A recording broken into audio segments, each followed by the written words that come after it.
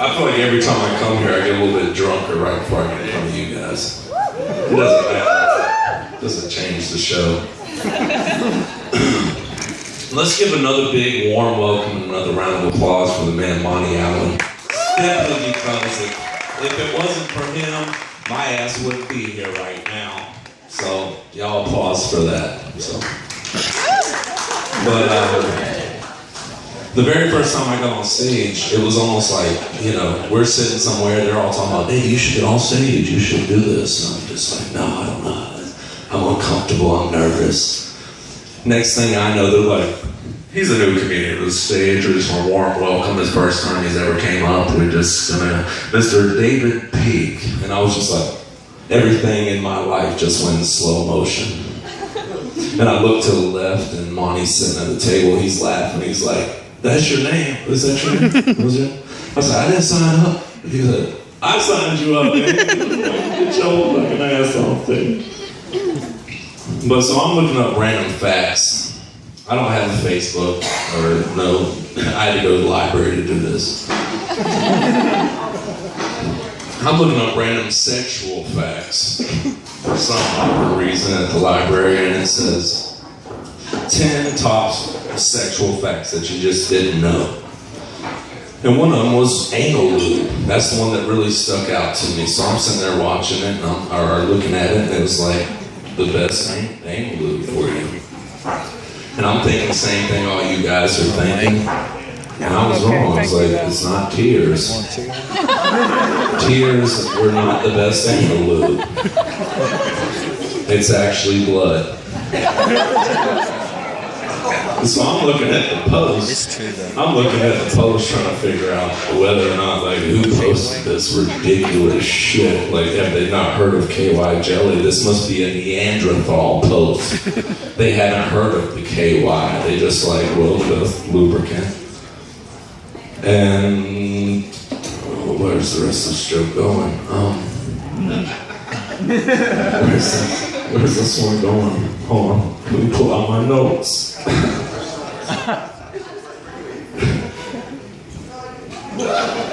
Hold on.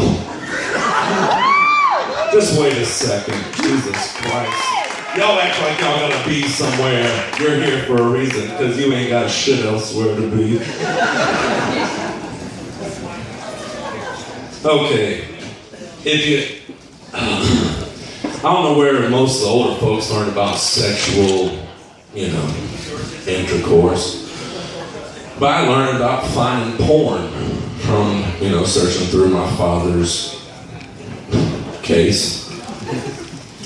Little did I realize the first time I was ever going to be in a situation like that, I was just going to be like,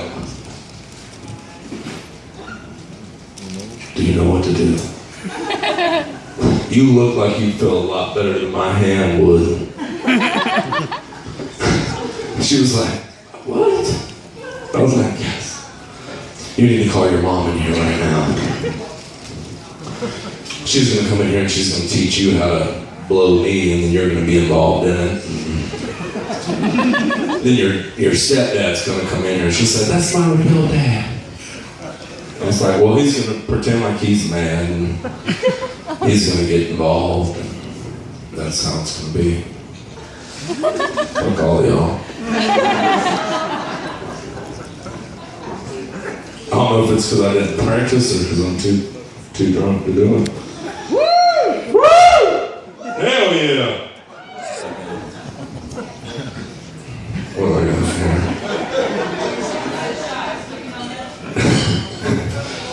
Alright, I hear a lot of comedians come on stage that are older, that they're married, and they say, I'm just not getting as much pussy as I was before. I'm married now, my wife's not giving it to me. Well, there's a book, they're about to make a movie on it, that ladies between the ages of 18 and 45 are reading. They're reading, it's been known. It's called the 50 Shades of Grey. So the next time you have that issue, tie them up and slap the shit out of them. You already know they'll enjoy it because they're reading the book. I think that's facts. That's facts. All good. It's like we don't acknowledge what they do. They read Twilight, they read 50 Shades of Grey, you know. Time fucking slap the shit out of them. They like that shit.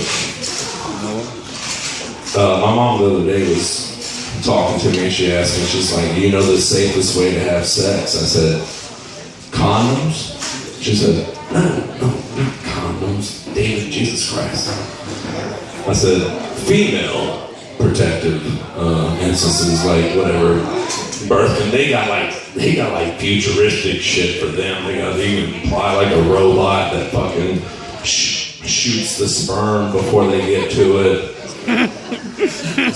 I was like, no. And I was like, okay, both of them together?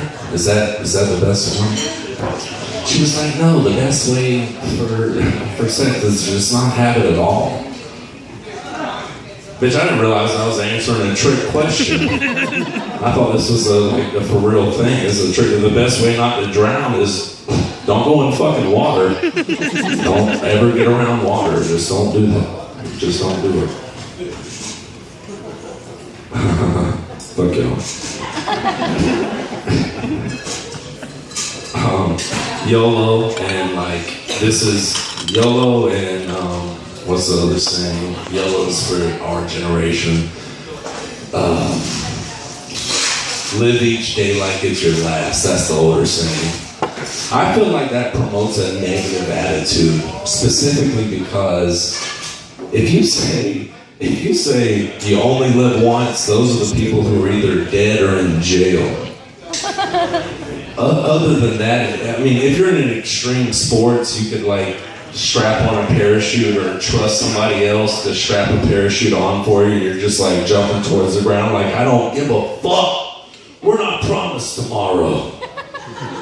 But at the same time, like if you have a naked dude in the Chuck E. Cheese ball center and he's waiting for Billy to jump in, and you already arrested him, you're like, why would you do something like that? And he's a pedophile, and you're like, you're not guaranteed tomorrow. I mean, I was trying to do what I like.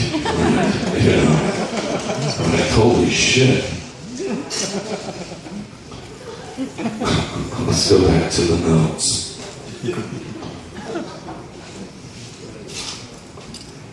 Oh, okay. My grandma says a lot of time when we have some time together as a family, she says, if anybody goes to the bathroom longer than 4 minutes, she's always like, somebody went to shit in a hog's ale. And I'm trying to tell her, Grandma, that has no relevance now. No one has a farm, no one, that's just irrelevant. Now you're in the bathroom for like 3.5 hours checking on Farmville or what the fuck your friend was doing on Facebook, just like for 30 minutes playing a game. Just the shit has crusted on your ass. You gotta use sanitizer and soap. But yeah, it's a rough night. Thank y'all. Y'all have a wonderful